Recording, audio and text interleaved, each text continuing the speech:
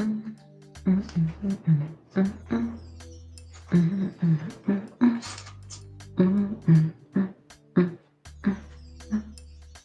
out of here.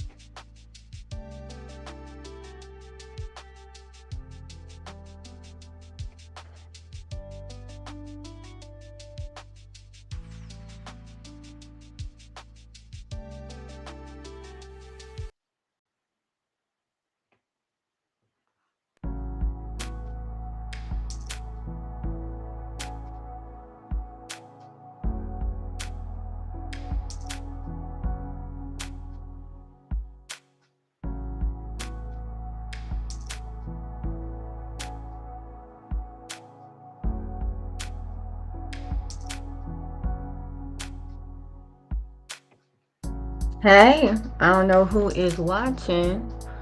However, feel free to put any questions that you have in the chat. I am a licensed marriage and family therapist, and I'm taking questions.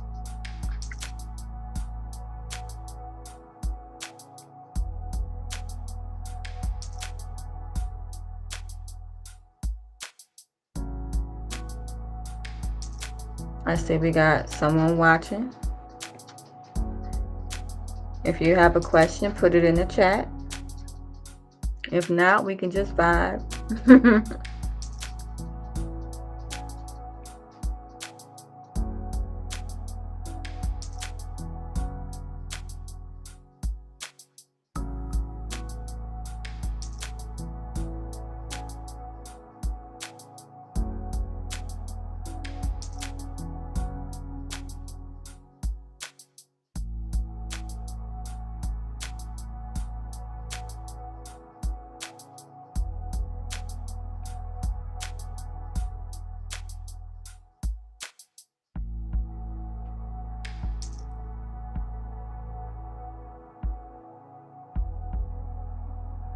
I am really live, in case anyone is wondering.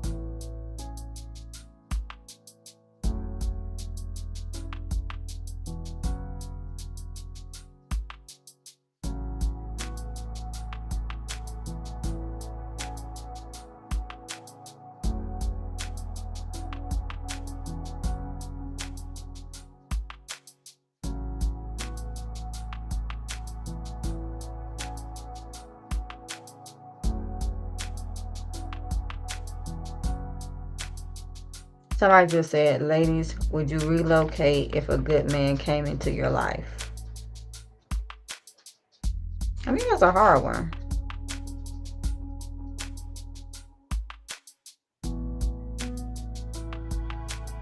Why would I have to relocate? You know, what would be the rewards? Will be the risk. You know, I think all of those things are important when making a decision that big.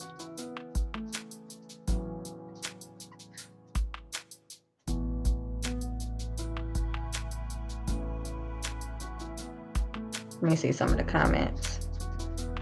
Got a lot of yeses. Somebody said define good. I'm with that. That makes sense. Yes, I did that a year ago. He moved us to Hawaii.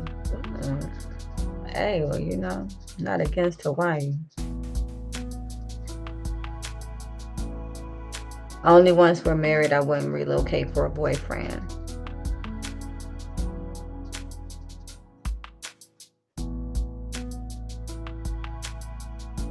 Oh, this person said she did. She found a job and an apartment near the person she was dating, and now they've been married for 15 years. Somebody said packing them bags. Somebody else said probably, but depends on where. And then somebody else said after he put a ring on it.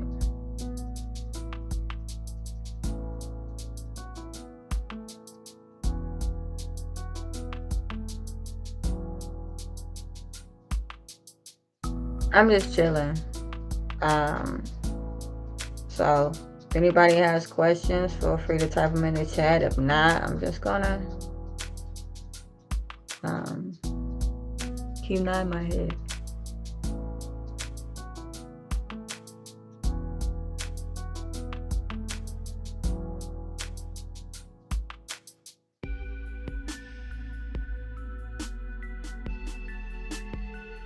I love these memes, these videos that talk about toxic love but don't explain anything about attachment patterns.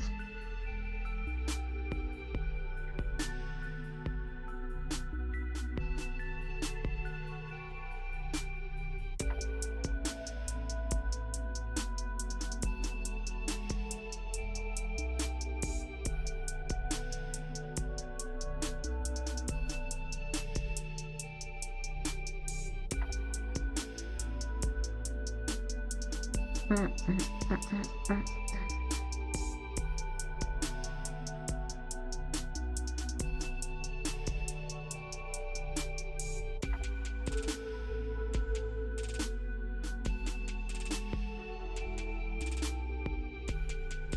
I don't know.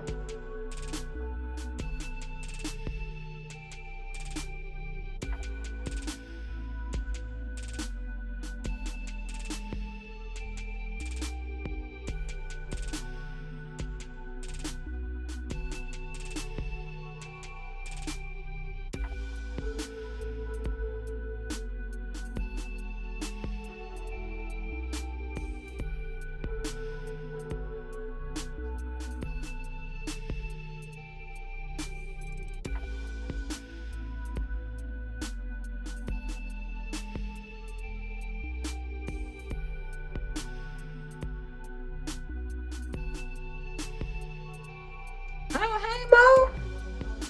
I didn't even see you comment.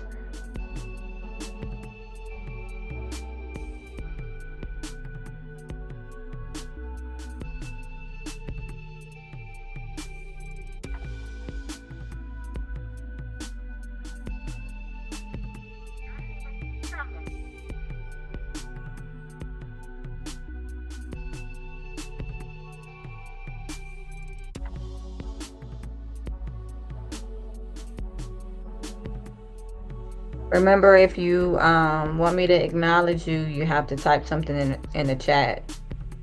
It doesn't really tell me who's getting on, so I can't see.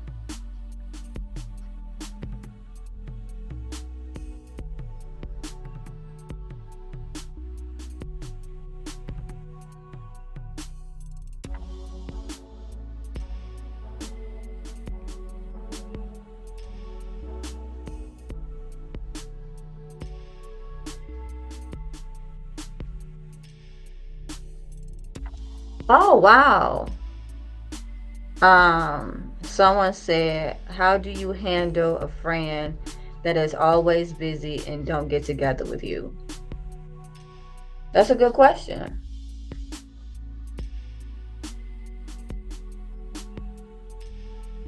I think the first thing that someone would want to do is to see what the barriers are.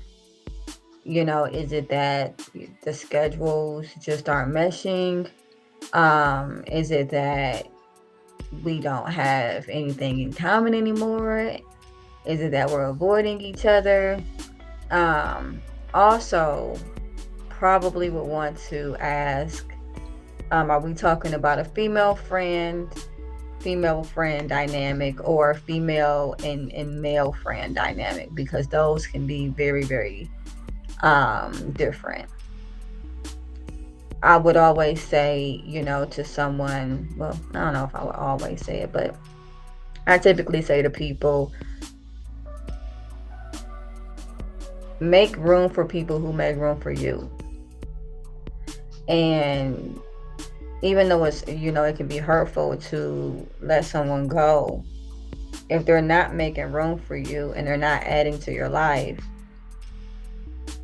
essentially, they're not providing a healthy platform for growth between the two of you.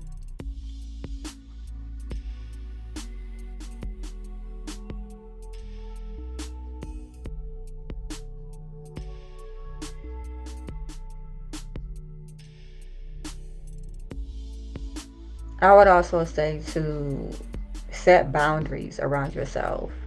You know, put your expectations out there. Thank you, Dan Kwan, by the way. I appreciate you. And Anna Marie. Ammo.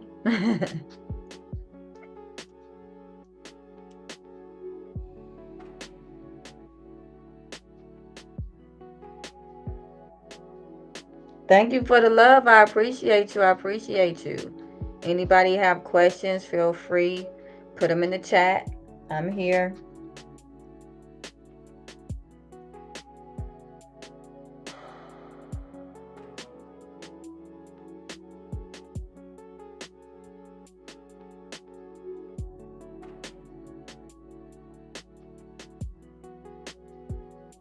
You know, I also want to say that sometimes friendships are based on circumstance.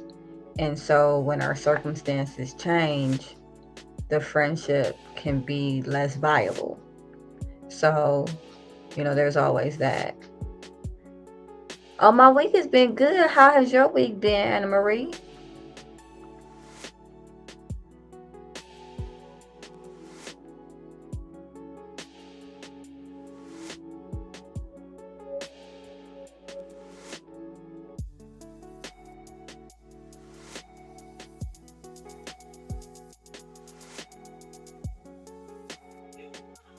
Good.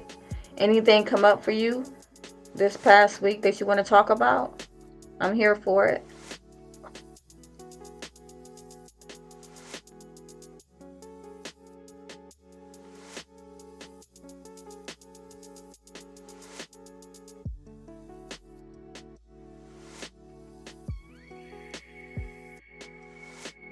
I'm glad to know that you're listening.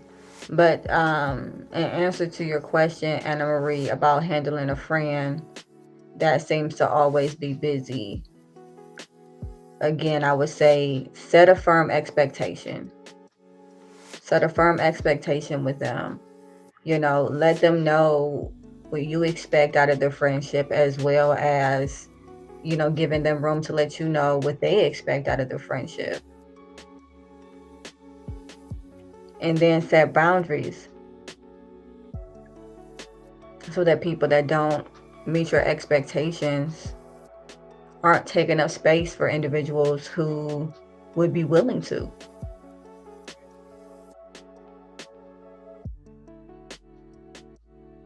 What's up, Mo? You still on? If you are, drop me a comment.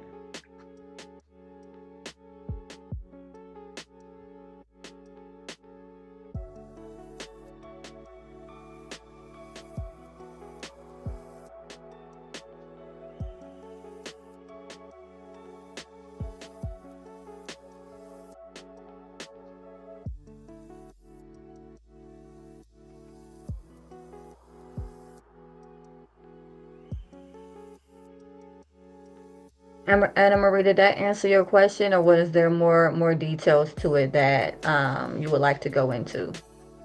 Just want to make sure that I answered your question.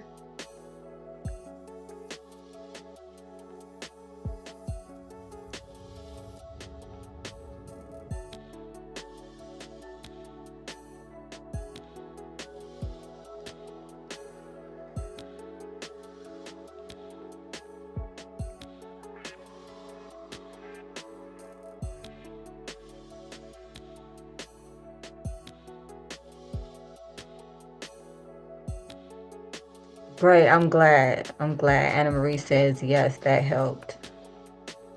Hey, I'm here again. I'm a licensed therapist. Anybody that has any questions, conflict, concerns, I'll be here for a little while longer. And I gotta hop off because I have other things to do.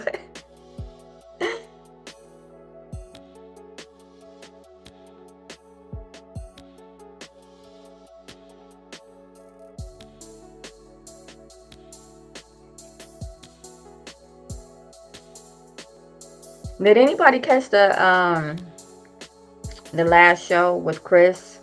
I had a guest talking about their journey through sobriety.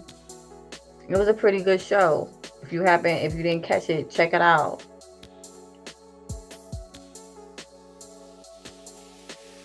And that was a really awesome show.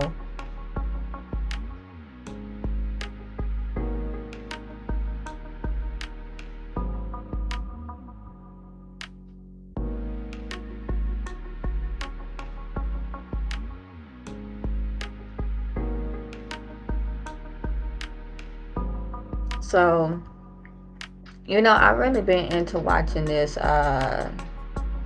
one panel show called Tonight's Conversation. They're supposed to be coming to Cleveland. So, do anybody oh, wait a minute. We got another question. How do you handle your spouse not communicating with you? That's a hard one. because a lot of times the communication or the lack of communication is just a symptom of something else that's going on. Um, a lot of people stop communicating because they stop feeling heard.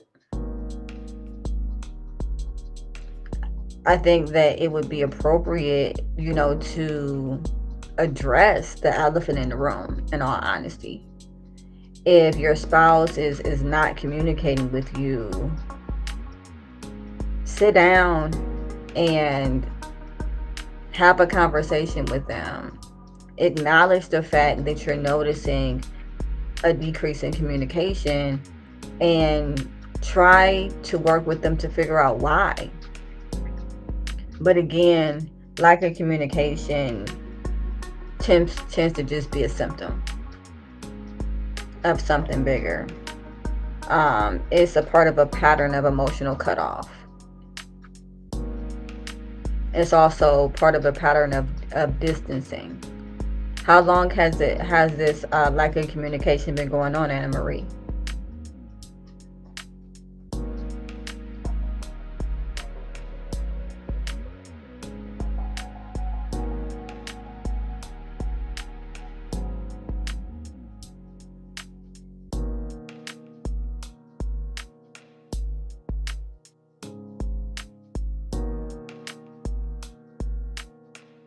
Anna Marie, how long has he been not communicating, and what does that look like?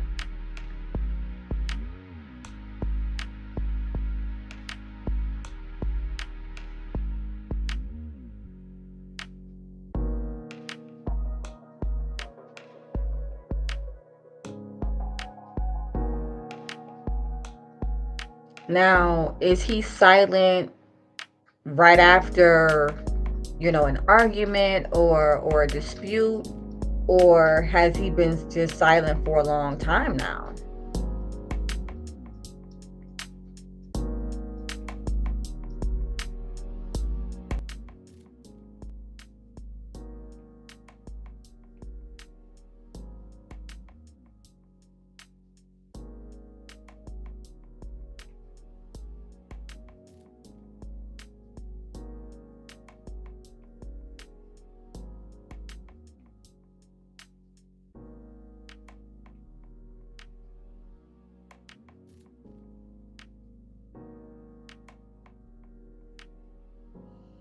Normally, people don't just shut down for no reason, which is why I'm asking.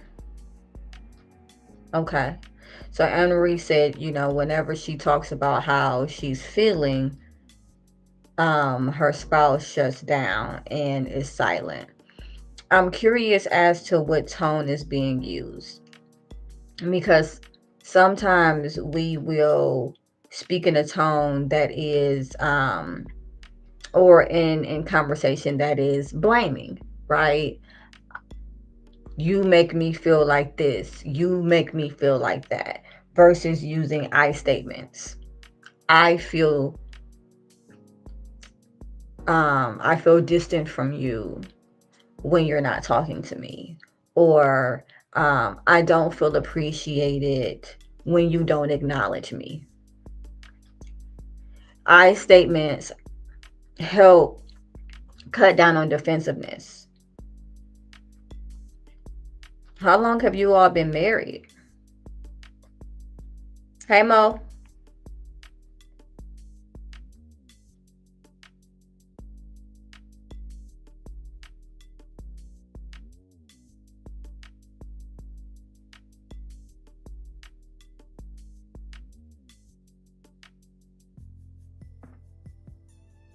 I also want to say, talking about your feelings, that's a good thing. That's not a bad thing. Talking about your feelings is important.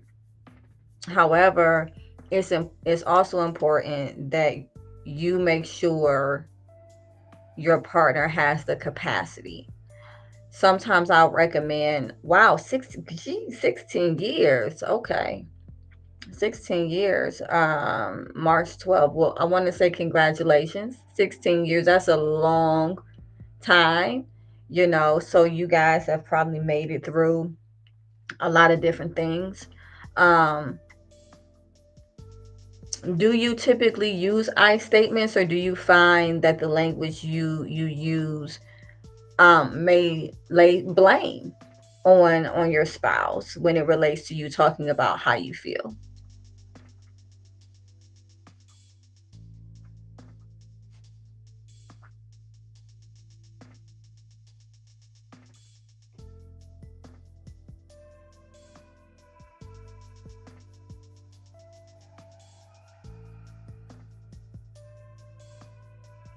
So Anna Marie says both, which is fair. That's fair, um, because nobody just uses I statements, right? Not naturally. Now, if you've been in therapy for a little while, like, and you're doing couples therapy, then you practice that. But on a regular basis, is conversation is mainly like this. You know what? You make me feel like. You know what? When you do this, I feel like. Well, I feel like you're saying, and it's a lot of that. Right. Probably not, the way but not the neck. Everybody doesn't do that. But but what we don't do is take a moment first again to ask our partner if they have the capacity. Sitting down and saying, "Hey, I really want to discuss something with you regarding, how I've been feeling lately. Do you think you have the capacity right now to engage me in that type of conversation?" And if they say yes, great, move forward. Now they've entered into an agreement to have the conversation. If they say no, which can happen, that can happen too, at that point, ask them when they think they would feel up to it. Because a no is not just, we'll never talk about it again. A no is just not right now. And then there is interpersonal effectiveness, where you use the I statements and you do reflective listening. These are two things that I prescribe to my couples all the time. Reflective listening. That is, Mo, can you come on here? You got time to come on? I want to send you a link, or invite you, or whatnot. Mm,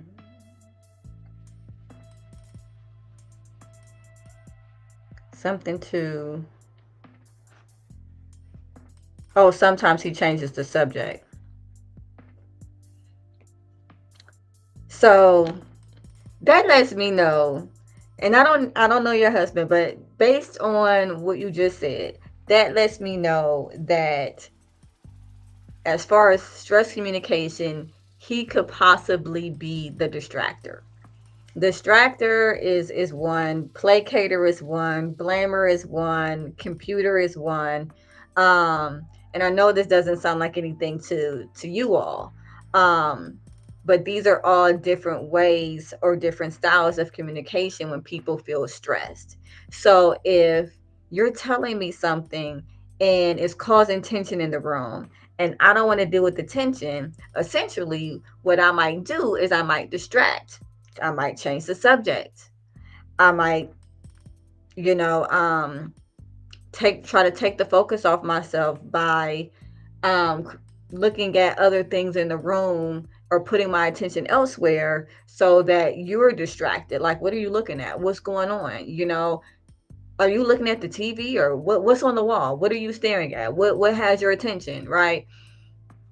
And in doing that, I've just taken you away from what you were talking about, right? So again, it's important to ask your significant other, hey, do you have the capacity? There are so many times that we as partners will go to our significant others and just start talking. Right? We don't know where they are. We don't know their capacity. And if we haven't entered into any type of agreement to have the conversation, we're not talking with them, we're talking at them. And that's not the same thing. That's not the same thing.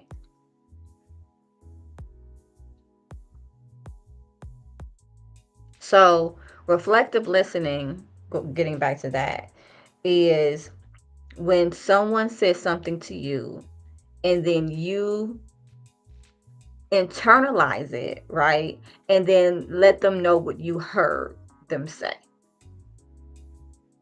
An example would be Anna Marie. So I'm hearing you say that your husband doesn't like to be a part of conversations that he feels is are argumentative, right? That is me hearing what you say and then giving you what I heard, right? And so once you give me, wait, pause.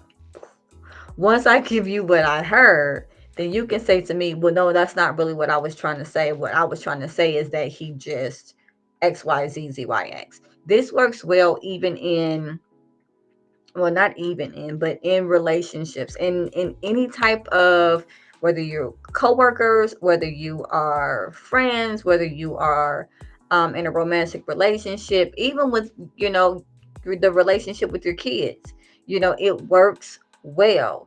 What I'm hearing you say is, practicing that is really important. Practicing asking your partner if they have the capacity is really important, but not setting the precedent that if they say they don't have the capacity, you all never have to talk about it. You follow that up with, okay, I understand you might not have the capacity right now. When do you think would be a good time for us to discuss this? Because this is important to me to discuss. You don't give like this never ending way out of the conversation, right? But you do acknowledge that just because you're ready to talk about something doesn't necessarily mean the other person is ready to hear you. They haven't agreed to hear you. They haven't agreed to talk about anything with you. You don't have their agreement. And so you're not talking to them, you're talking at them. And yes, Anna Marie, thank you. She says makes sense. Thank you. Yes, absolutely. Any more questions? I'm still taking questions here. Um, yep, still taking questions. I'm trying to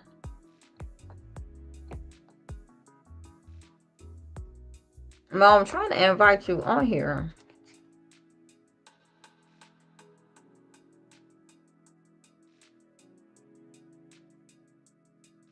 Good night. I'm gonna send you a link.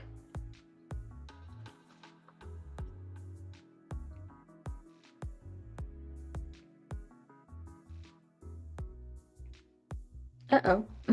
Just get off of it. You don't want to do that.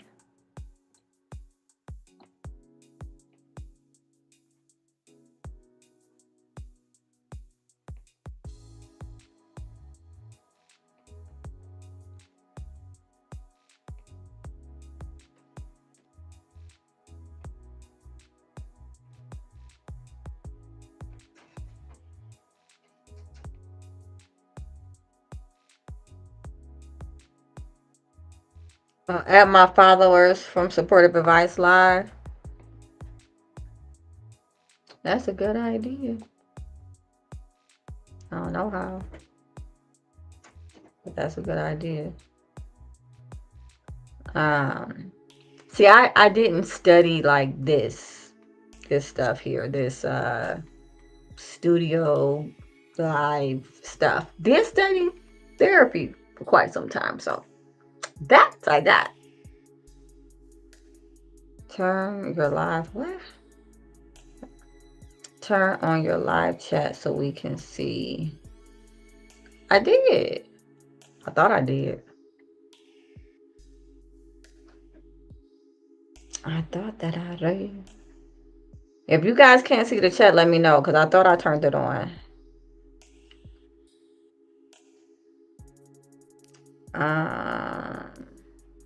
I'm about to send you a link. Mo to join.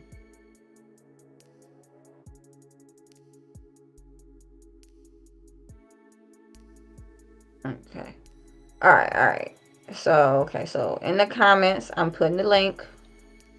Anybody that actually wants to join, here is the link. I just put the link in. That is the link. Okay, there you go. All right. So, anybody have questions? Let me know. Let me know. I don't want to spend the whole time looking down at my phone because then y'all just see my big forehead. We don't want that. We don't want that. But Mo, I put the link in. Everybody, anybody who actually wants to join and like converse, you know what I'm saying? Click the link, and then we can just talk. Cause I like that. The chat is cool and everything, but there's like this huge delay, and so then I'm just like sitting there and just like, oh yay, somebody's on here. Okay. Hey Mo, Only for you. Only for you. Only for you. how you doing? I'm okay. How are you? I am fine. So you saw the kind of topic. I mean, really, I'm just taking questions. I don't really have a specific topic. Today I kind of just came on real chill, offering my therapeutic perspective. Mm-hmm. Which is an Um, amazing perspective. well, thank you. I appreciate that. I appreciate that. Um, no, but one of the questions that I was asked. Well, I was actually asked two really good questions by Anna Marie, and the first one was, what do you do when your friend is always busy and they're not hanging essentially they're not hanging out with you, or they're not making time for you or space for you. And then the second one was like, what do you do, when your spouse isn't, communicating with you? And what I'm hearing in those two things, because those questions came from the same person, is this pattern of people distancing themselves. And I'm Mm-hmm. curious as to what that's about. I mean, Mm-hmm. it could be for different reasons. I'm not saying that, it's all for the same reason, but I am noticing a pattern. And so I'm curious about this person's communication style, because that could have something to do with why individuals are distancing, or maybe their attachment style. Because if they have a more anxious attachment style, um, that can be off-putting, and then some people, may distance. So, not 100% sure. Hey, Erica. Good evening. Do you have a question for me? Oh, hey, Erica. The link I put in the chat.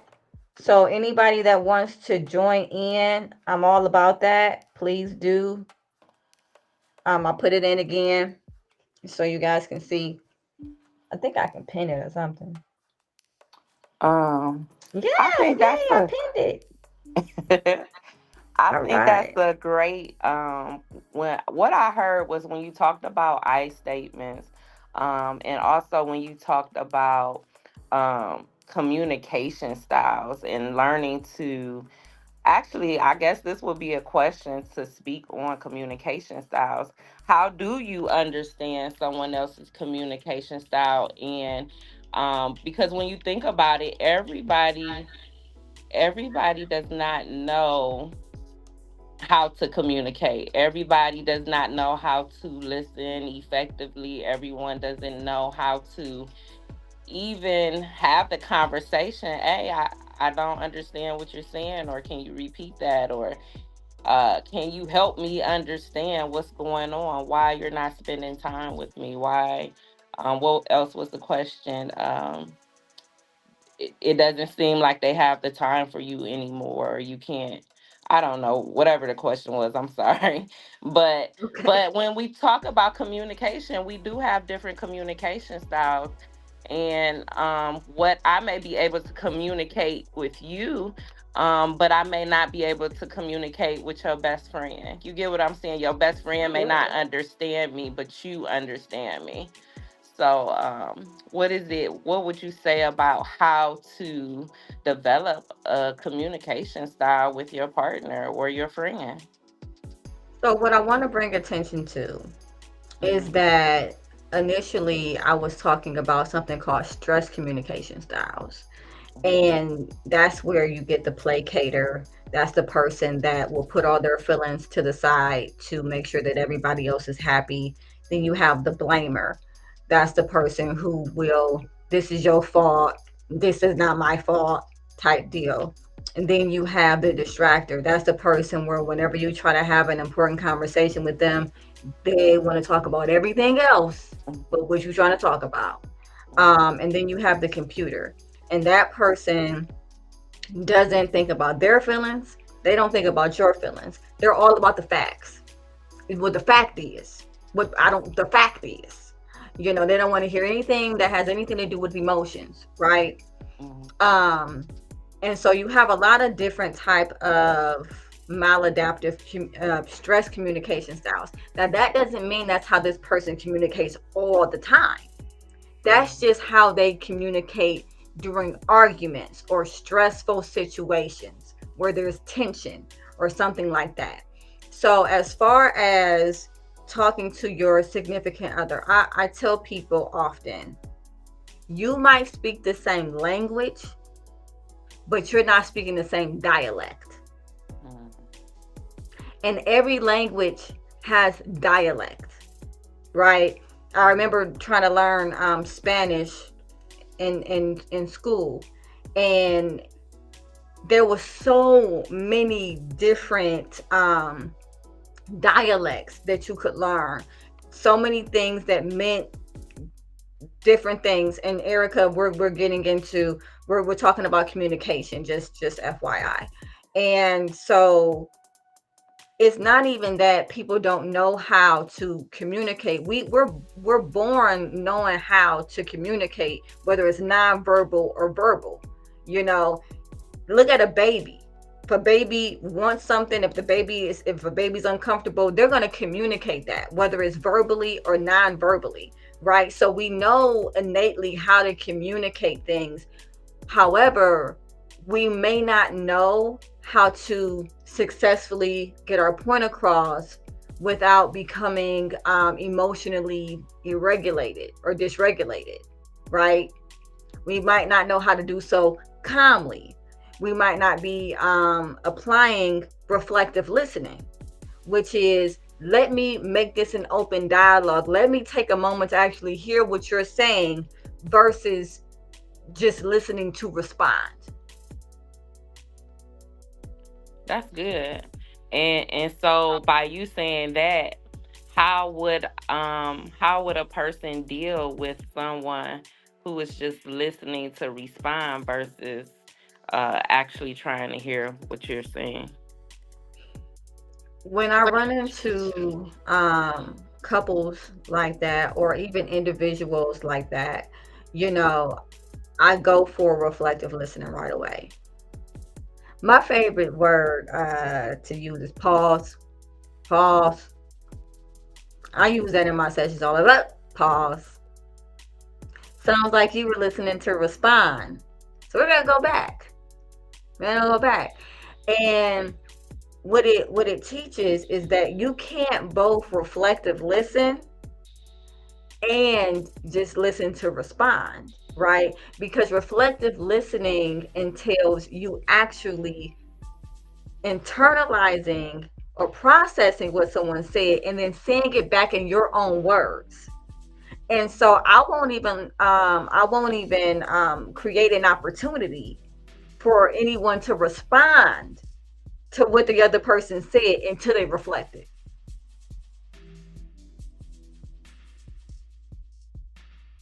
So if it was me, let's say I was talking to like a friend or something, and I'm saying something to them, and then they're just talking, and then I'm saying something to them, and then they're just talking. what I would typically do is I would say, okay, it sounds like that you are kind of just listening to respond. It sounds like you have a response right after I say something, which means that I really don't think that you're processing what I said. I think the better question right now, before we even continue this discussion, is what did I say to offend you?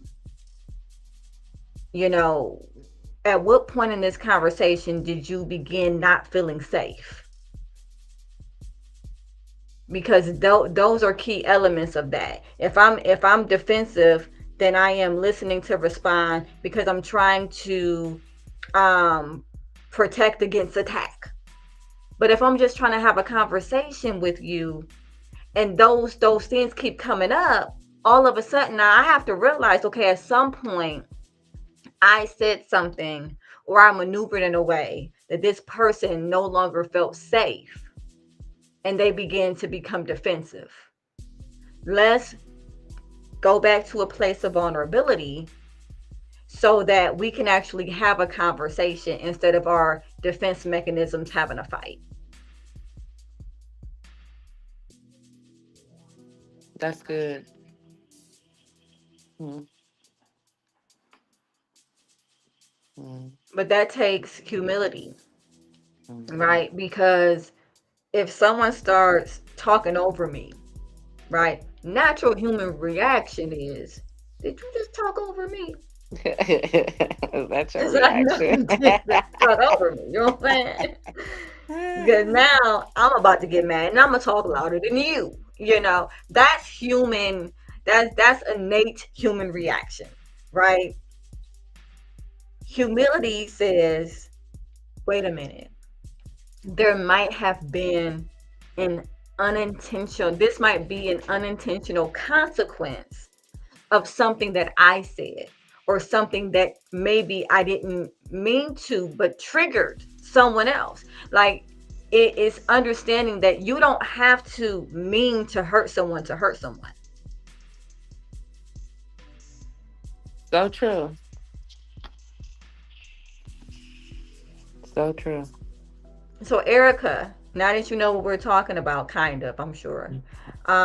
If you have any questions, put them in the chat. And thank you for watching and thank you for listening. um, and all that good stuff. And just remember the link, I pinned it to the chat. So anybody who wants to come on can come on and join the conversation. This is an open dialogue with, a therapist. And I'm trying to do this weekly because I feel like it's one thing to like make a video and give advice on different things, but it's another thing to like open yourself up to just answer questions that people are having in real time, helping people with things that they're going through in real time. So that's what I'm here doing. Um but since I don't see nobody asking no questions, I wanted to ask you real quick. Do you watch this? I guess I don't want to call it a show, but it's kind of like it's a panel called Tonight's Conversation. Have you seen it? Yeah, I've seen it. So they're coming to Cleveland, and I would love to have gone, but I had already got my tickets to Cat Williams. So, you know what I'm saying? Can't come on the same night as Cat Williams. You know what I'm saying? I'm sorry, that gonna happen. So hey Tara, how you doing? If you have any questions, um, put them in the chat. I'm taking questions. If you want to join in, you can join in. That's cool too.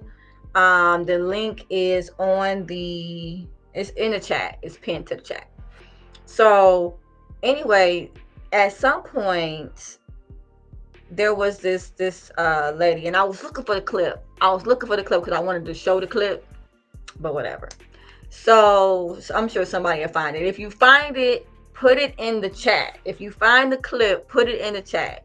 But there was a woman, and she had asked something along the lines of, why, when we question our men, and about, I guess, being unfaithful or whatever it is that we question them about, right?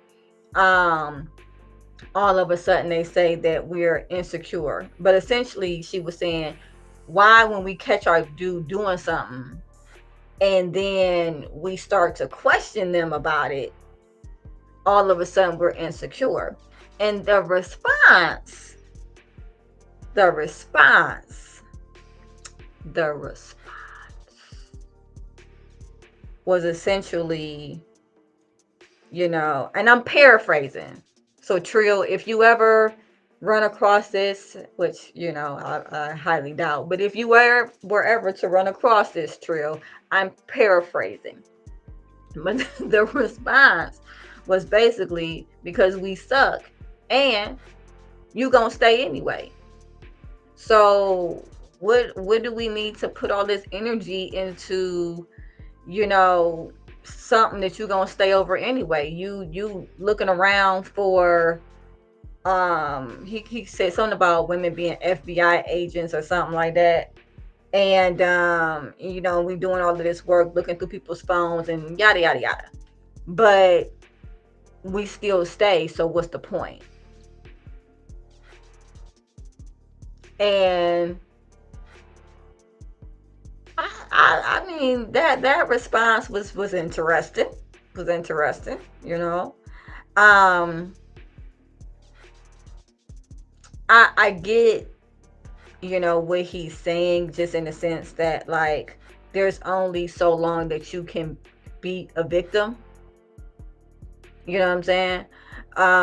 It's like, either you're a participant or you're a victim. And like, once you kind of know what somebody's about, and you still, allow the behavior to continue, essentially, people consider you at times a willing participant. That's the same thing you kind of saw with Risa Tisa, where they were like, yeah, but after the first couple lies and you knew he was lying, like, you're not a victim anymore. You're just an active participant.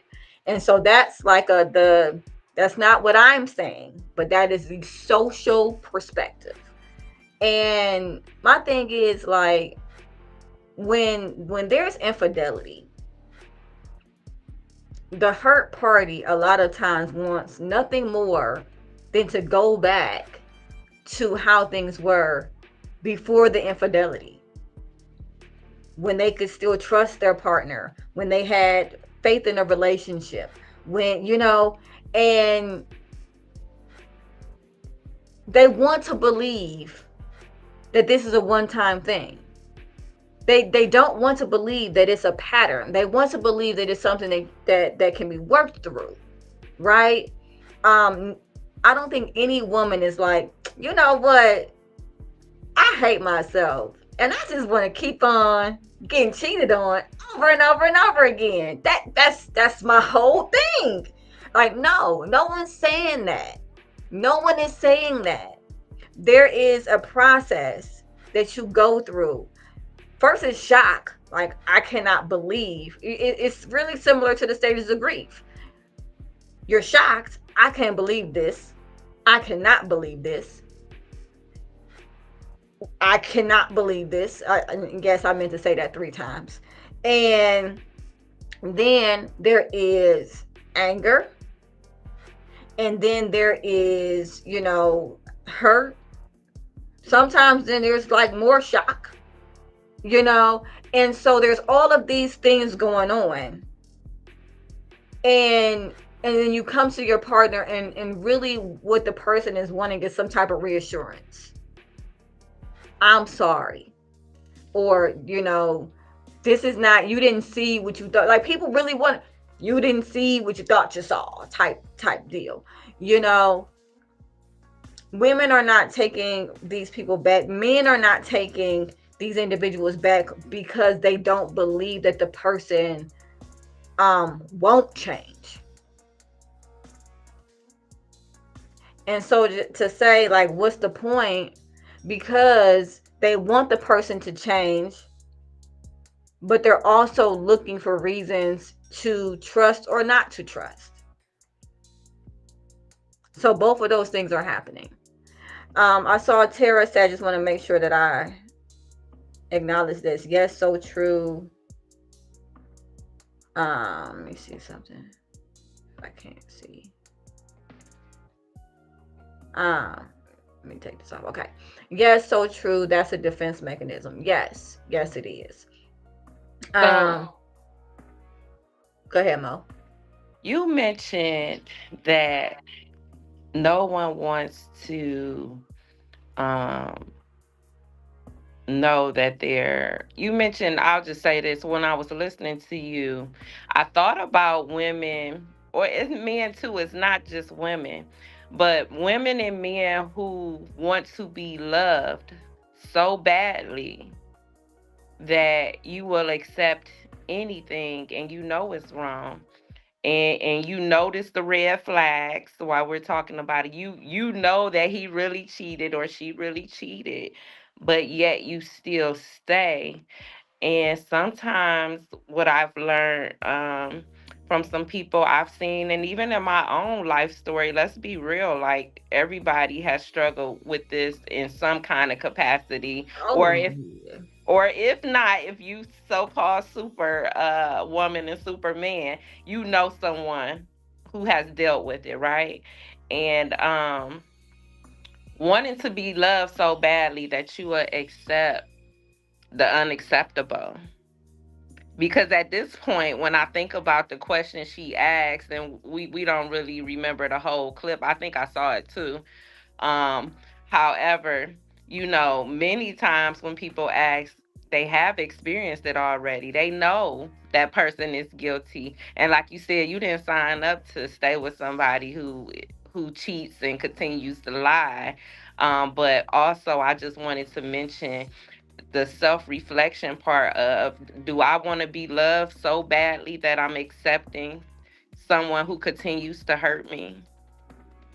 Who Someone who continues to put my life at risk by sleeping with different people. Um, yeah. that's a good question. And I think that oftentimes in that emotional state, we're not asking ourselves those types of questions. We're so busy trying to unravel what we thought our life was versus what it actually is, who we thought our partner was versus who they actually are. And a part of us is in disbelief.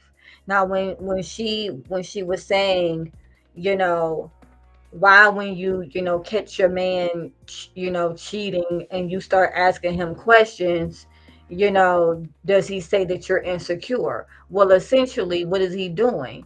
He's distracting. Oh, wow. What was you saying? Being manipulative, gaslighting, Hmm. deflecting, or anything you want to think of. That's what he's doing.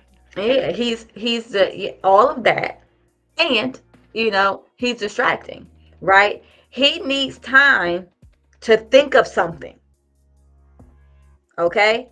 Like, because his whole world is kind of tumbling down right along with yours. Because in his world, he could do this and still save the sanctity of your relationship, right? And so now these two things are competing against each other, and he needs some time. So he's gonna distract. Man, quit being insecure. Now we're talking about me being insecure. I'm not insecure. I think you cheating. Why would you say that I'm insecure? I met that, I this, I that, I me, and we're talking and talking and talking and talking and talking, and he has time to think about what his next move is going to be, right? And yes, calling someone insecure and telling them that they don't know what they're talking about when you know that you're obviously cheating on them, yes, that is a huge form of gaslighting. It's also a huge form of distracting. What do magicians do? They have a beautiful assistant. Why? To distract you. You know what I'm saying? So that when they're doing whatever the thing that they're doing, you don't see it. You just see the magic, right? That's the same thing. That's a maneuver meant to distract you. So you don't keep focused on, look, I'm hurt right now. I saw this. You did this, because it doesn't really matter why. And I know that this a lot of people won't agree with me, but it doesn't, because I've seen so many relationships where there were infidelity, and the why, even though that's the first question asked, was never really important, because the person is not going to just say what the truth. Oh, well, I was just out, and I have low impulse control, and I just slept with this other person, and I didn't think you was gonna find out about it. And then it was, I liked sleeping with them, so I kept sleeping with them. But I still love you, so I mean, obviously, I kept sleeping with you. But then I still kept sleeping with them. Nobody wants to hear that. Somebody's searching for like this in-depth answer of why would you sacrifice our relationship, and like, people don't want to hear that people are just out there peopling. They don't want to hear that. And a lot of times a person doesn't have this big, profound reason why they cheated on you. They just did. It doesn't mean that you did something wrong. It doesn't mean that you were lacking in some area. It doesn't mean any of that. It just means that the circumstance came up where they compromised themselves, and you were a casualty of that. Period. I have yet, and I've been doing therapy for a good little while, right? I have yet to hear a justified reasoning of why somebody cheated on somebody. But I hear the question all the time. Why? Why? Why? Why? Why? And the reason why is super important to people is because the infidelity is outside of their control. The fact that their partner stepped out on them is outside of their control.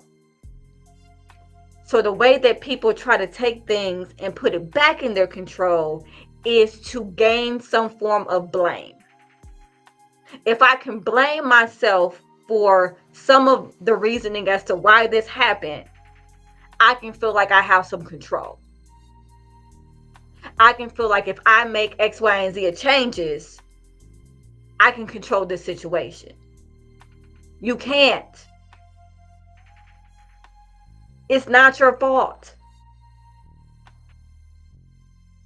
And you cannot control this. You can experience it. You cannot control it. That makes me think of, so I when you spoke on the cheating in the first half, and I thought about the victim. Now I'm kind of thinking about the other party, because you said there's no justification or great answer for when someone cheated.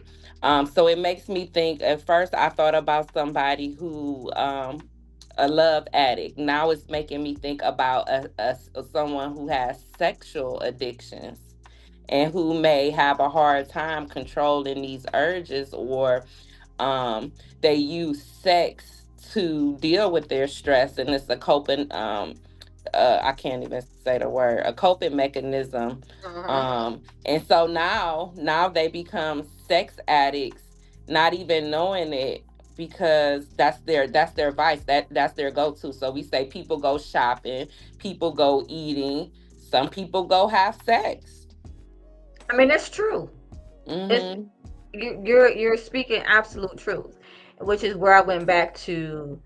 I have low impulse control. Yeah, that's what you said. That's what made me think about it, the low impulse control. Because essentially that's what that is, right? Mm-hmm. I am having sex in place of something else that I need, because it gives certain levels of endorphins. There's a relief that release that comes afterwards that makes me feel good.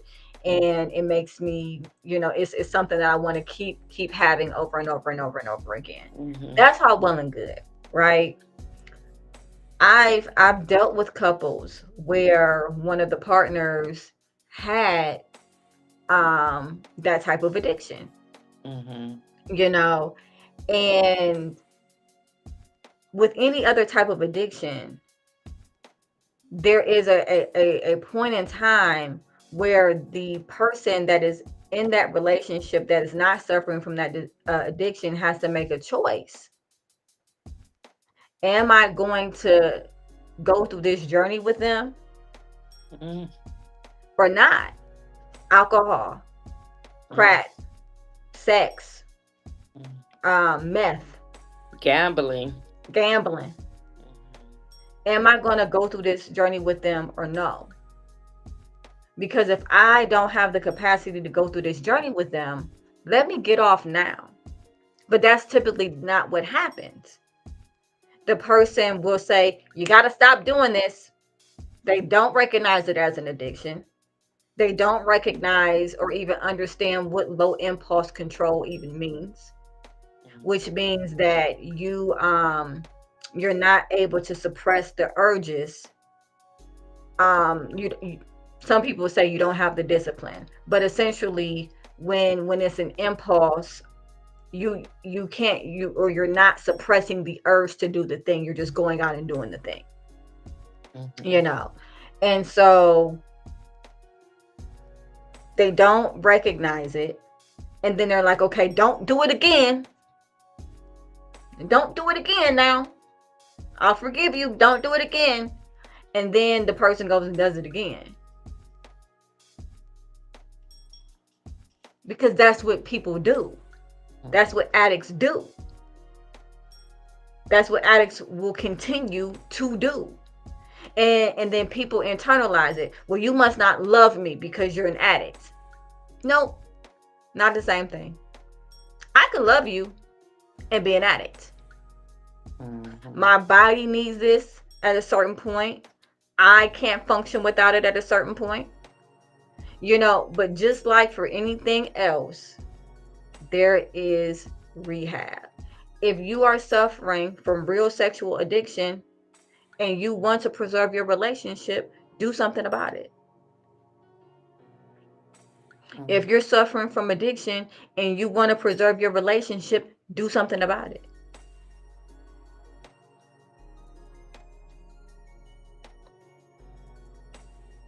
Oh, this is And if that good. person's not willing to do something about it, what are you going to do?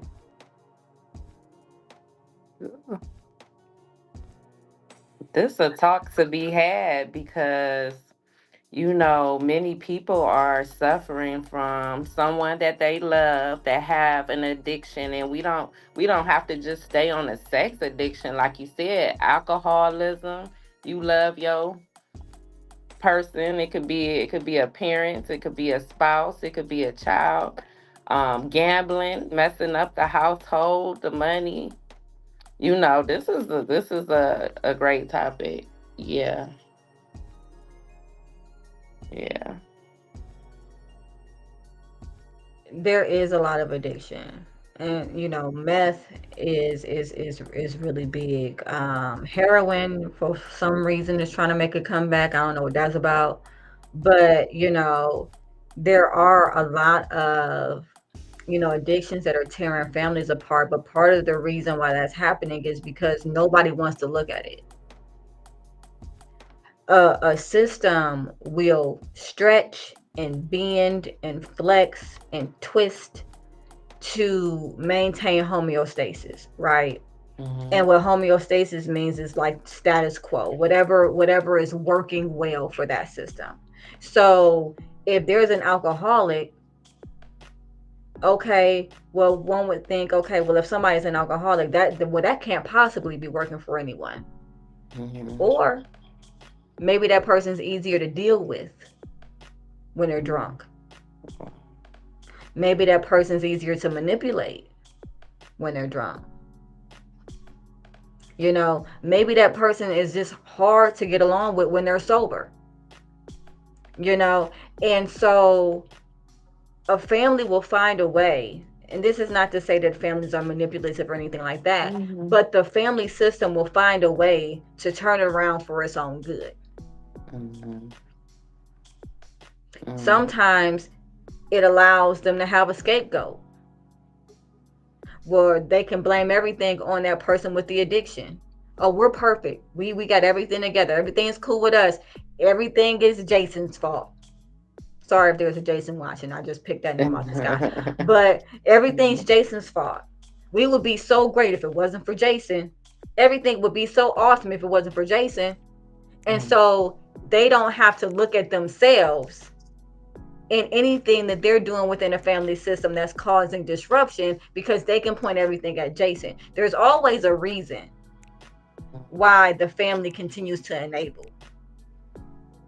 It's because the system will find a way to make it good for the system. Mm. This is good, ma'am. This is good. Another thing, and I think I talked about this previous, is that this is why a lot of times when someone actually goes to get help, family falls apart.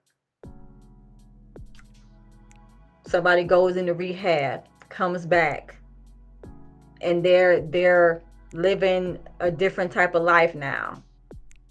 The system is like, nah, we needed you as the scapegoat. We needed you as that. We needed to be able to point the finger at you. You know, we needed to be able to use you as a distraction from any and everything else that was going on. Now that we can't look at you, we're forced to look at us because things are still not going well, even though you're better. And so it's a consistent thing that families, unfortunately, they assume that they would thrive, if the addicted party was no longer the addicted party. But a lot of times what they realize is that it's so much that that addiction was just a symptom of that they haven't dealt with.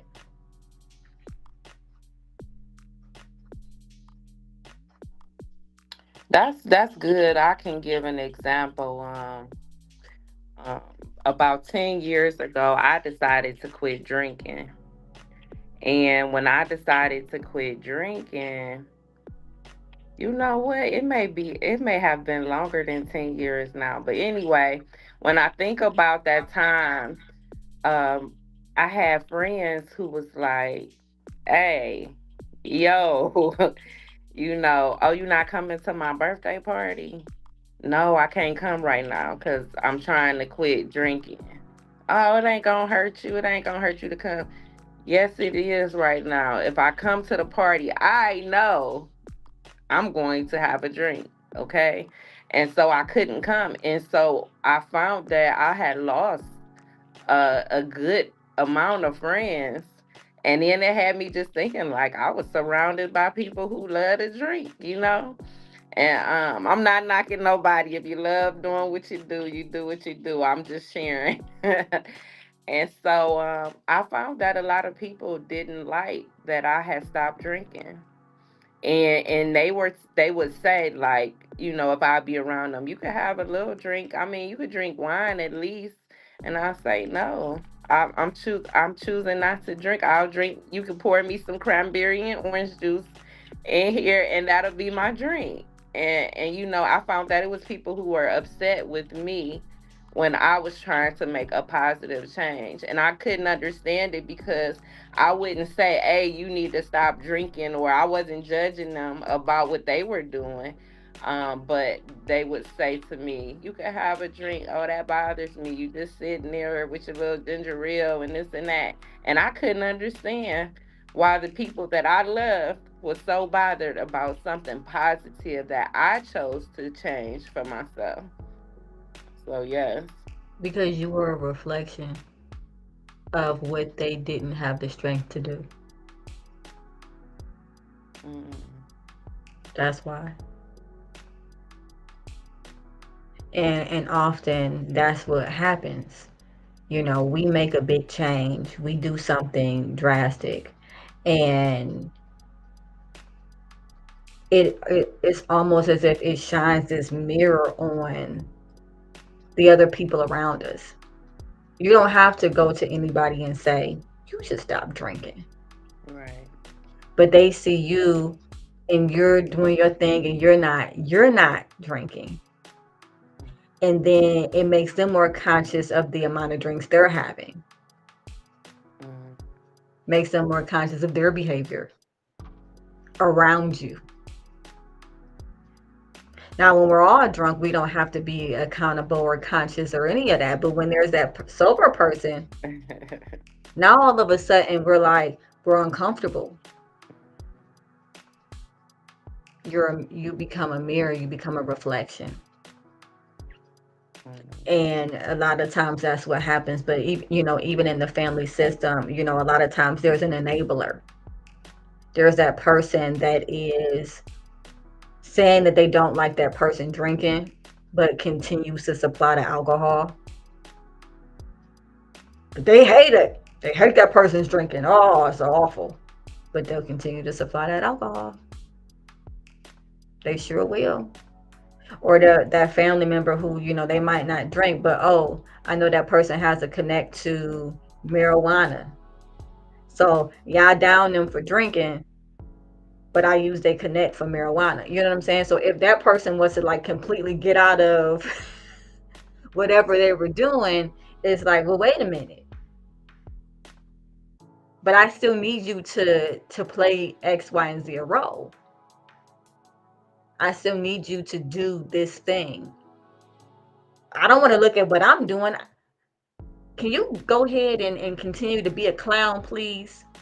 Please be a clown so that we can look at you and be distracted from what's actually going on in the grand scheme of things. Because once the clowns are gone, all of a sudden it's just dark. And now all we got to do is look at ourselves.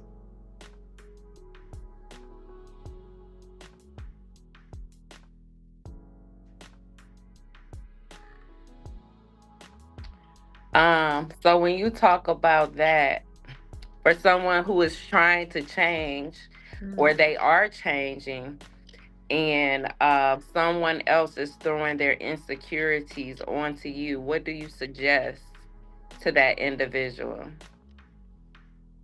So I'm gonna dive into that question a little bit just so I can make sure I understand it. What I'm hearing you say, eh, reflective listening, is someone is attempting to make a change in their life. However, others around them are bringing up different insecurities that that person has. No. Okay. So you gave the example when I was sharing that they will point to me and say, "You can have a drink or this and that," and you said it's their insecurities, their mirror, the reflection.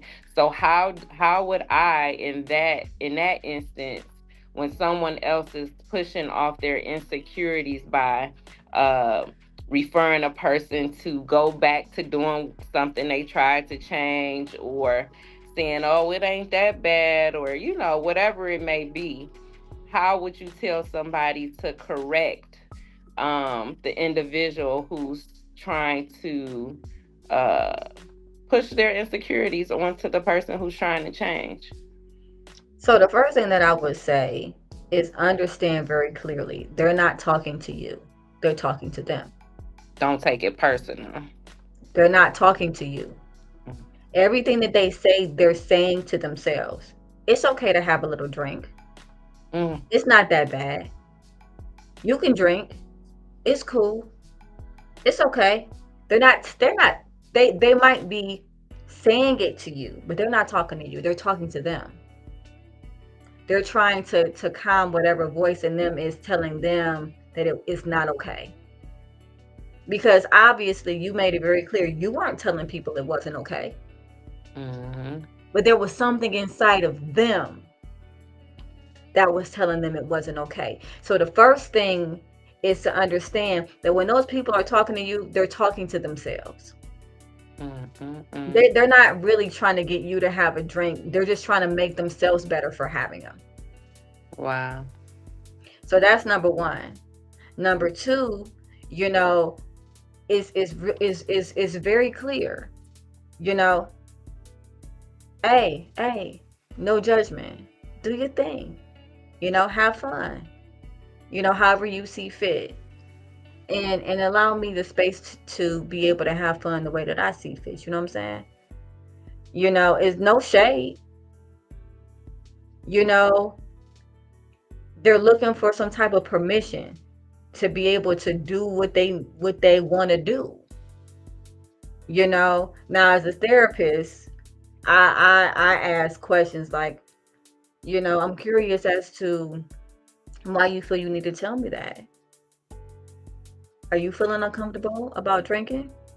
Like, I would ask that question, but then I do a lot of constructive confrontation. You know what I'm saying? But so for people who don't, you know, to ease out of that situation, hey, it's cool. No judgment. Do you? I'm gonna do me and leave it at that, because they're seeking permission from you, essentially.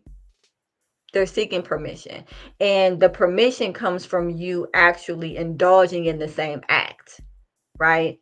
That it can come from that, so that's action, or it can come from verbal. Hey, it's cool. Do your thing. Have fun. I'ma just chill and let it be that. If you find that that person is getting really aggressive, it's because they have a bigger problem with the reflection than you might have thought.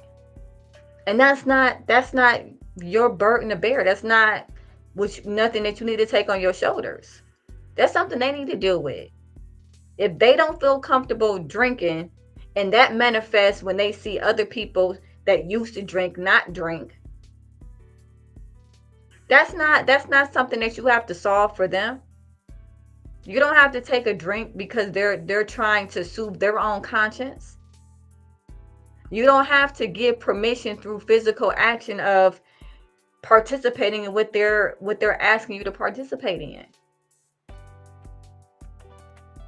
Hold your ground. Your boundary is your boundary. You don't have to be mean, but hold your ground. Hey, it's cool.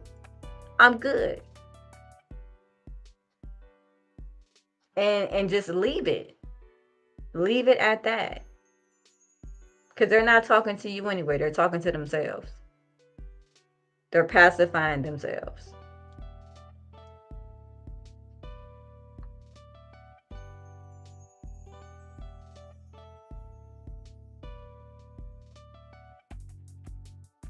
So I see, I hope I'm saying your name right. Samar, Odin is on. Tara, you were on at one point. I don't know if you're still on. Erica, I see that you were on. I appreciate you. Um, and everybody who asked questions, I 100% appreciate it. I'm here every Thursday. I'm just looking up a little bit because I don't want to miss nobody. I know Mo is on because I'm talking to Mo right now. Anna Marie was on as well. um Daquan was on. I hope I'm saying your name right. And he shared, which I appreciate. When you see me on, definitely please share the feed. Share. Because I'm on here trying to create an open forum platform for us to be able to talk to each other and learn from each other.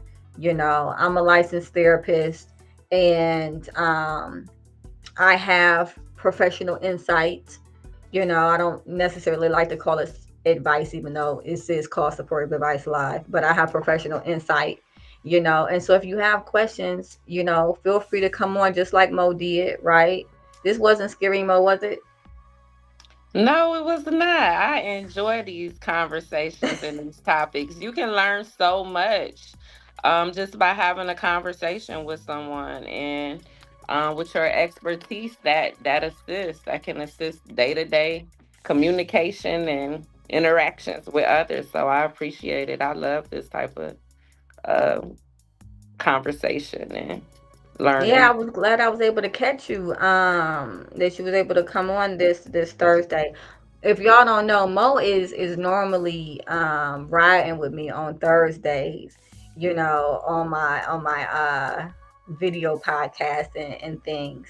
Um, so I'm so glad that you were able to come on and everything. I always look forward to our conversations.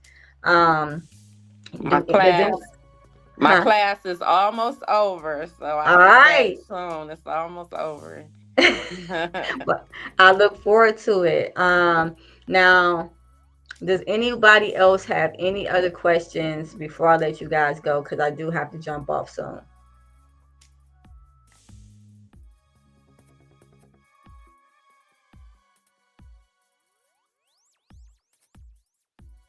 The while they're moderator, while they're huh? typing, when does the show come on again? I come on live Thursdays around six ish. You know, I'm not perfect, y'all. At the end of the day, things come up. So sometimes I'm here at 6, sometimes I'm here at 6:15. Today I was here at 6:30. But 6ish, I'm here.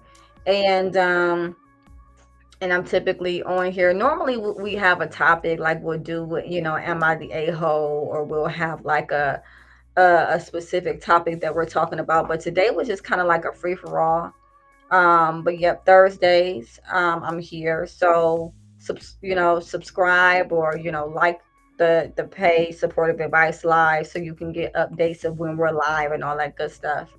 And you can be a part of the conversation. Also, I'll try to make sure that I keep the link in the chat so that people can actually come on, and we can have, real time conversations just like me and Mo did today. I think this was pretty good. What you think, Mo? Yeah, it was. I enjoyed it. And I already have some things I would like to put in the suggestion box for some topics. Oh Uh, yes. Yes, uh, please DM me with any suggestions. Um, Aquila Weekly, that's my Facebook page. I also have Supportive Advice Live. I also have Supportive Advice. So you can go on any one of those platforms. I also have TikTok. And every platform everybody else has, right? So, you can DM me on Instagram too. I think it's Aquila Wheatley LMFT, something like that. I believe that's what it is. So inbox me with topics, questions, concerns, conflicts that you might be going through, where you would want some, professional opinion, on it. I'm for it. So Mo, don't forget to text me. Text me with those topics because I'm gonna get to it. okay. Well, one of them is a topic that we talked today, and I believe we can go in more in depth and help more people about them addictions like Oh gambling yeah. and alcoholism and yeah, love, wanting to be loved so bad that you allowing people to mistreat you. You know, it's a lot of that going on. Yeah. And I see a lot of it. And I've asked the question before, like, why is it okay for individuals to mismanage you, whoever, you is, Mhm. right? And a lot of times the response that I'll get is it's not okay. But However, still that's alive. not your truth. Mm. That might be what you're saying because that's what you believe is societally expected or acceptable, but that's not your truth. Because if it really wasn't okay for someone to mishandle you, you wouldn't allow it. Anything that you allow, it's okay.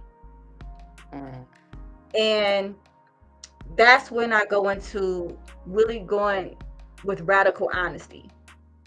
Because radical honesty is hard, Mhm. because it's when you really dive deep into what you're living versus what you're preaching. Ooh, wee, come on. Because I can say all day, oh, I would never do this. I don't do this. This ain't okay. That ain't okay. Which I wouldn't, because I'm a safe space. But at the end of the day, if I'm not living that, it's not my truth. It might be true to someone, but it's not true to me because I'm not living it. If you're in a space where you are allowing yourself, thank you. Can I have some bubble? You cannot have any bubble gum, honey. It's 8:25. Nope. I love you too. So, close the door. Thank you. So, if you're allowing someone, yes, I'm a mom too.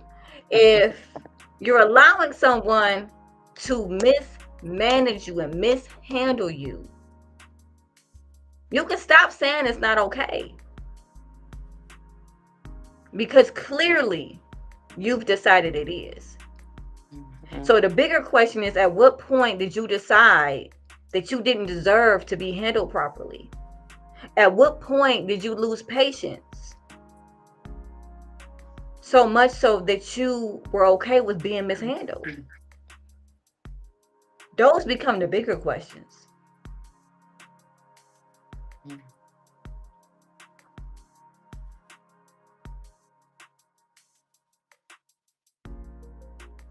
I'm step off my little soapbox here. And but yeah, what you said, there's a lot of individuals out here that they they understand the concept of being they understand the concept of self-love and being worthy of love and all of these other type of different things, but on the inside they don't believe it, right?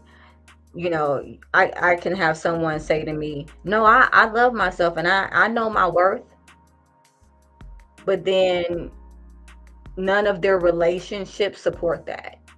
None of their relationship patterns support that. None of the behaviors that they allow support that.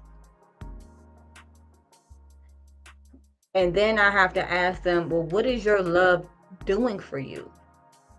What does your love for you do?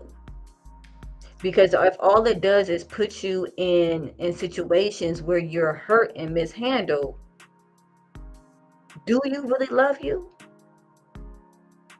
And is that love healthy? But I guess that's a different topic for a different day, right? With that being said, y'all, I appreciate everybody for joining. Share, even if you didn't get a chance to share while it was live, please share afterwards. I'm trying to get, you know, more people to get involved in this conversation. And thank you so much. I appreciate you again. My name is Aquila Wheatley, and I'm a licensed therapist, and I'm here on Thursdays at 6ish. All right. All right. I'll talk to you guys later. Thank you, Mo, for jumping on. I appreciate you.